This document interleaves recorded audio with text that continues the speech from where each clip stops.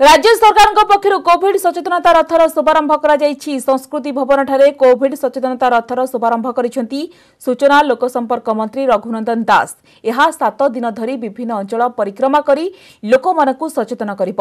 ए अवसर में मंत्री कहते 8 मास हेला ओडिशा रे कोरोना संक्रमण होइथिले मध्य मुख्यमंत्री दूरदृष्टि स्थिति नियंत्रण में अच्छी, तेणु अन्य राज्य तुलन में ओडिशा रे कोरोना मृत्युहार कम रही। रथ बालेश्वर, जाजपुर, केन्द्रापड़ा, कटक, जगतसिंहपुर, गंजाम, खोर्धा और भुवनेश्वर महानगर निगम अंचल परिदर्शन करिब। 7 दिन धरी एही रथ परिक्रमा समय प्रति जिलार लोकदल सामिल हेबे।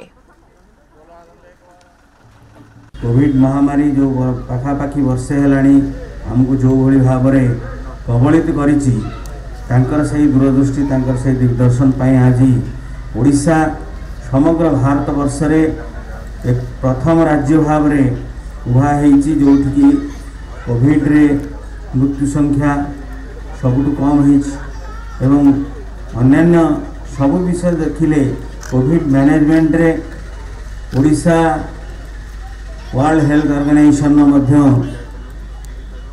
दृष्टि आकर्षण करि पारिछि।